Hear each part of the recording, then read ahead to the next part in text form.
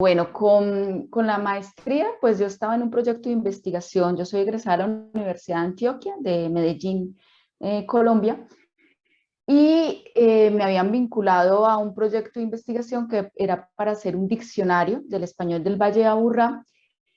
Y después me enteré que salieron unas becas de la Fundación Carolina y yo me postulé para esas becas. Yo ya estaba vinculada al magisterio, ya había pasado el concurso magisterial, que es para dar clases en en la básica secundaria, que va más Ujú. o menos de sexto a undécimo, que eso es más o menos cuando los estudiantes tienen entre 11 y 17 años.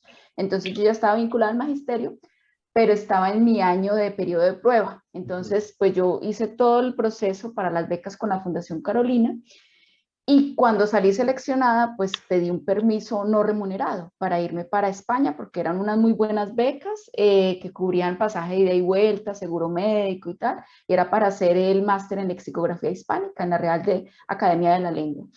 Y no me dieron el permiso porque por como estaba en el año de prueba, entonces yo tomé una decisión ahí crucial en mi carrera. Bueno, entonces, ¿qué hago? ¿Me voy o tengo, pues ya tengo un trabajo fijo? ¿Me quedo pues siendo profesora de bachillerato o me voy a hacer el máster? Pero como yo ya tenía esa experiencia pues trabajando en este grupo de investigación y yo vi que a mí me gustaba la lexicografía y de hecho pues en mi pregrado yo no había tenido formación lexicográfica, o sea, todo lo que de ese acercamiento a ese mundo era a través de ese proyecto. Entonces ahí tomé la decisión, no, pues renuncio al trabajo fijo y me voy a hacer el máster. Y ya luego de ahí ya se me abrieron otras puertas, ya me dediqué solamente al ámbito universitario y ya entonces regresé a Colombia y ya empecé pues a trabajar en universidades, pero pues me imagino que a ustedes también les ha tocado de esas horas que son así cátedras y que le toca a uno Ujú. en una parte acá y en otra también para poder completar el sueldo. Entonces ahí pues yo ya con la idea, bueno, yo quiero hacer un doctorado. En Colombia en ese entonces no existía ningún doctorado en lingüística, pero existía un doctorado en educación, entonces bueno, pues yo también quería, pues eso, ese también es mi ámbito, sobre todo la pedagogía de la lengua española, y yo bueno, eso me gusta, la didáctica, pero era muy costoso, era muy costoso. Y entonces había una profe también de la de Antioquia que había hecho su doctorado en la Universidad de Yale y dijo, no, pero en España en las universidades públicas no es tan costoso. Entonces yo empecé a averiguar y claro, pues salía como 300 euros, que eran como, pues en esa época, pues ahorita el peso colombiano está súper devaluado, pero en esa época pues no era tanto, eran como 700.000 pesos, algo así. En Ujú. cambio, por ejemplo, al año, 700.000 pesos la matrícula al año en la Universidad de Lleida, mientras que en Colombia, pues yo alcancé a consultar y eran que como 6 millones Uf. semestrales, o sea, eran 12 millones de pesos al año. Entonces yo no, pues me sale mejor hacer el doctorado allá en Un- España. Una pequeña, y disculpe la interrupción, pero a ver, usted decide irse a hacer el doctorado en lingüística en la Universidad de Lleida en España, pero no tuvo ningún tipo de beca, o sea, lo pagó en Ah, recursos no, propios. eso fue después. O sea, yo empecé así porque, pues de todas maneras, como pues tenía ese contacto, ya me dieron la posibilidad, cuando eso todavía no estaba pues tan implementado esto de la educación a distancia, el Ujú. teletrabajo y tal, pero me dieron la posibilidad de cursar unas materias a distancia. Entonces, pues lo que hacían los profesores era que me enviaban, incluso una profe en esa época, pues ahorita ya parece como una historia de otro siglo, pero una profe me envió una caja con fotocopias desde España. Me mandó de documentos y todo. Todos los otros sí me enviaban los documentos por el correo electrónico, pero pues ella me envió una caja así completa y tenía que hacer unos informes y todo de todas las lecturas. Es muy curioso porque sí parece de otro siglo, pero no, fue en este siglo.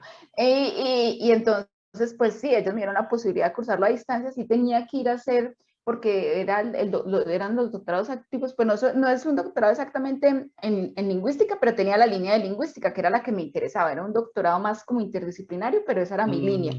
y específicamente en lexicografía. Y entonces, pues todas las materias yo las cursé a distancia, pero sí tenía que ir allá a presentar lo que era como la defensa del DEA, que era pues ahorita se entiende más como si fueran esos máster, o sea, que primero se hace y se aprueba ya como con la candidatura a doctorado, o sea, ya cuando uno termina las materias, presenta ese trabajo, lo sustenta ante un tribunal y ya de ahí ya sí empieza a hacer la tesis.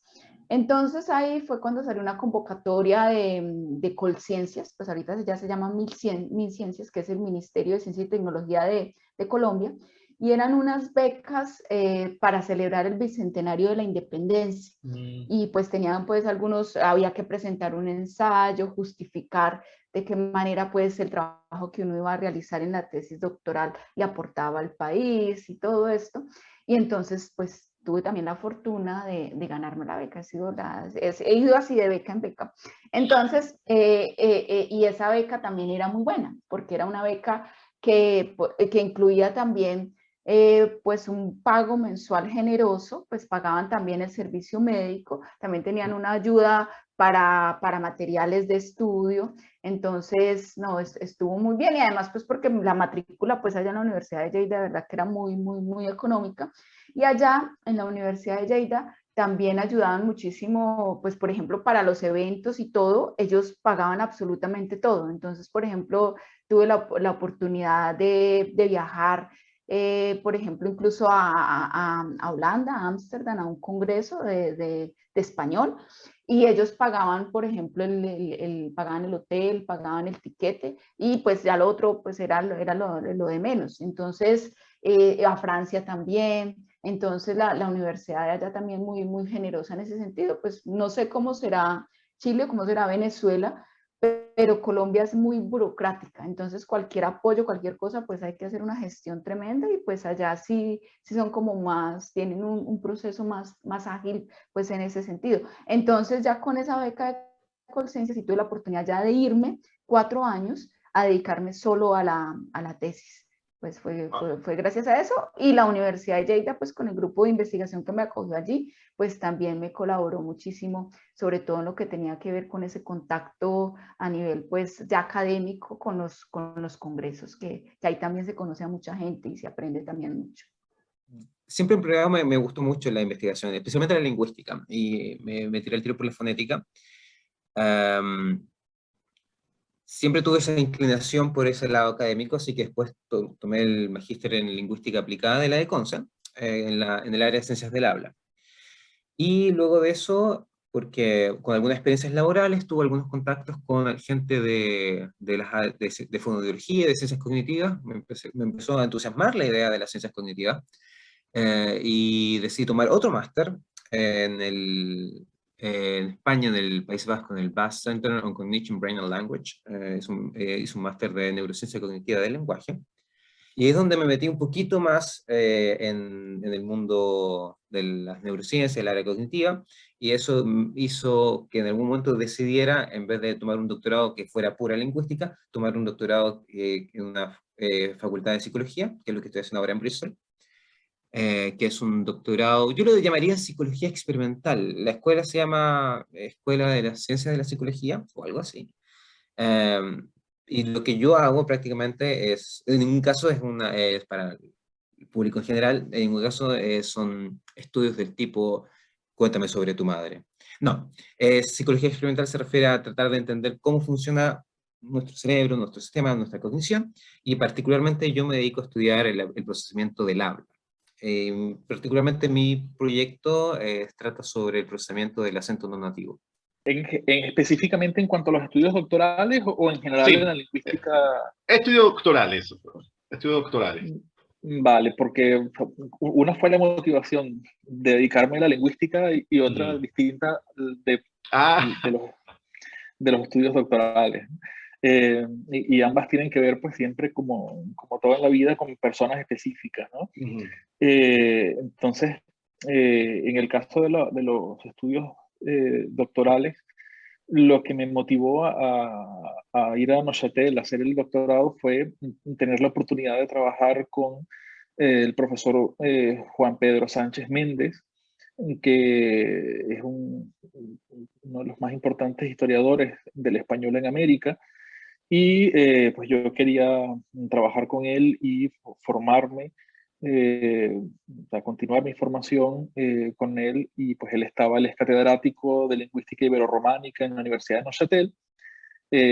Y pues se abrió un puesto de asistente doctorando en Neuchâtel y por eso O sea, me presenté y bueno, tuve la suerte de tener ese puesto que me permitió poder trabajar con él esos 5 años y hacer mi tesis doctoral en Neuchâtel. Entonces, digamos que o sea, fue un asunto de una comunión de intereses que me llevó a querer trabajar con esta persona directamente.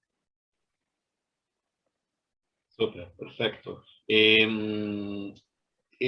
Tenemos entendido en la conversación que tuvimos previo a la grabación que usted ya terminó el doctorado en Neuchâtel, y ahora está con la Universidad de Zurich está como investigador postdoctoral. ¿Puede comentarnos sobre qué va su investigación, qué es lo que está haciendo y por qué continuar ligado, digamos, en este caso, a Suiza, a Europa y quizás no, por ejemplo, volver a Venezuela, a América Latina?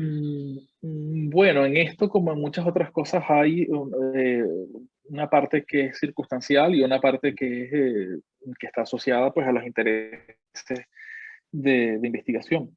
Eh, en el caso de la investigación postdoctoral es porque eh, se, se abrió un proyecto de investigación, o sea, el Fondo Nacional Suizo de Investigaciones da dinero para investigaciones y una profesora de la Universidad de Zurich, la doctora Carlota de Benito Moreno, que es una importante profesora de, también de lingüística hispánica en Suiza, eh, abrió un proyecto, pidió un proyecto que fue concedido, la financiación fue concedida, y es un proyecto que se trata de hacer un estudio del español rural de las Islas Canarias.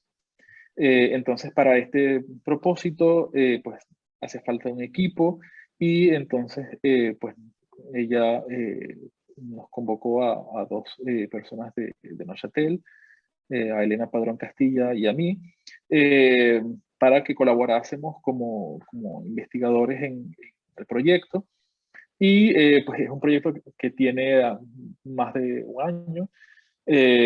Comenzó en octubre del 2020 y bueno, se ha visto afectado por todas las razones imaginables, primero por la pandemia, ahora también se está viendo un poco afectado por el volcán. Estoy ahora en la isla de La Palma, justamente en este momento me encuentro en la isla de La Palma, en Canarias, en donde estamos haciendo trabajo de campo desde septiembre y estaremos hasta diciembre. Eh, y pues se trata de un estudio del español rural, en este caso de dos islas, de la isla de La Palma y de la isla de La Gomera, y pues estamos haciendo trabajo de campo, recogida de entrevistas, de datos aquí en el lugar y digamos que esto, bueno, por una parte se aleja un poco de lo que venía haciendo, que es el trabajo de historia del español en América y del trabajo con documentos antiguos, eh, pero que por otra parte se relaciona también, no solamente porque al final, y lo hemos visto en el desarrollo del proyecto, la relación del español hablado en Canarias con el americano y digamos esa idea de puente entre la península y América ha sido muy interesante y muy enriquecedora para mis propias investigaciones, para mis propias reflexiones. Y entonces, bueno, digamos que esta es la razón un poco por la que entramos en este proyecto. Eh, y, y, bueno, es un proyecto en el que vamos a estar un par de años más, que todavía le queda, digamos que está prácticamente empezando. Bueno, como les decía, siempre he trabajado desde una perspectiva histórica y en el contexto de mi tesis de maestría que hice en la Chile, bueno, todo esto también de la mano del archivo. Yo he hecho mucho archivo, mucho trabajo de rescate patrimonial, de rescate documental. Y entonces como en esa intersección entre mi interés por lo histórico y el trabajo del archivo, en el contexto de la maestría encontré un corpus, bueno, que en realidad ya había encontrado Sergio González Miranda, que es Premio Nacional, historiador, que está en el norte ahora, bueno, ha estado siempre ahí. Él encontró unas cartas mineros y mujeres participantes de la economía del salitre a fines del 19 y principios del 20. Y entonces, en esa búsqueda de un corpus, en esa época yo trabajaba con la doctora Raiza Kordich y en un proyecto en el que a ella le interesaba la documentación de rasgos lingüísticos vulgares en el periodo colonial y en el periodo independiente. Bueno, yo terminé ajustándome al periodo independiente y entonces un poco a través del trabajo que Sergio González había hecho recuperando estos documentos, yo los consulté y los estudié de una perspectiva lingüística.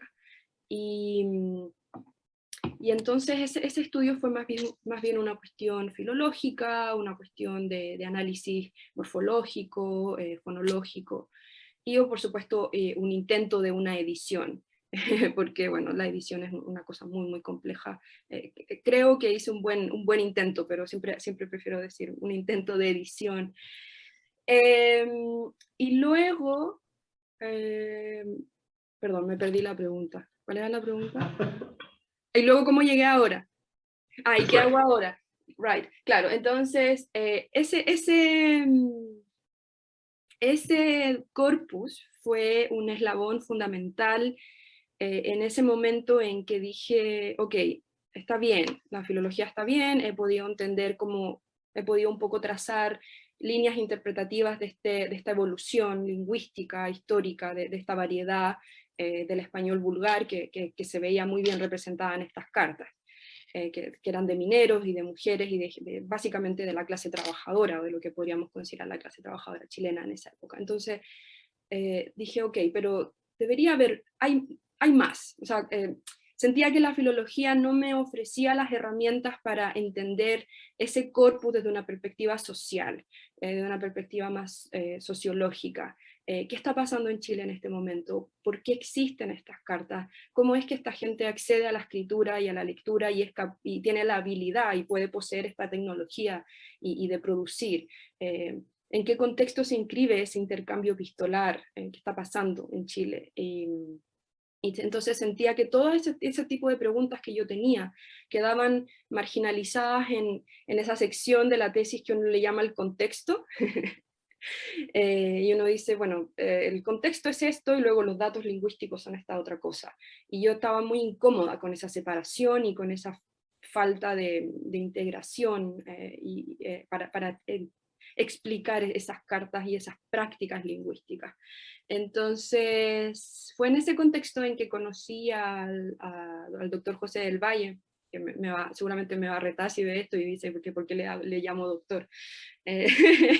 Conocí a José, que es un digamos ya chileno de corazón, tiene muchos contactos, ha trabajado con Darío y con varias personas allá en Chile.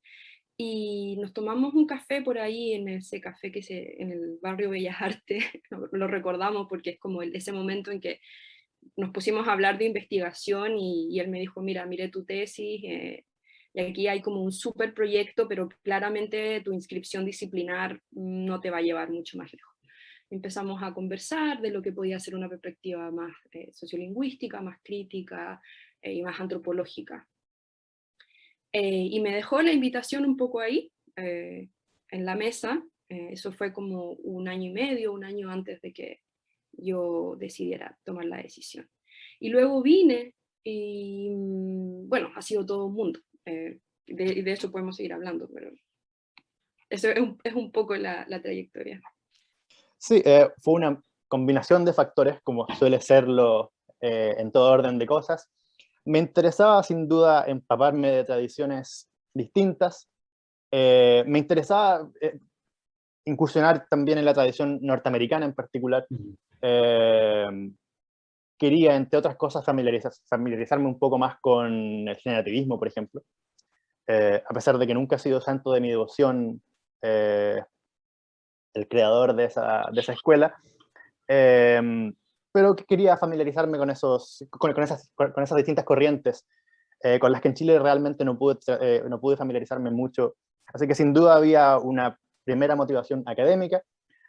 También, por supuesto, siempre uno tiene la idea de conocer más lugares y de empaparse justamente de la cultura de otros lugares, así que ese era un atractivo por defecto que estaba ahí.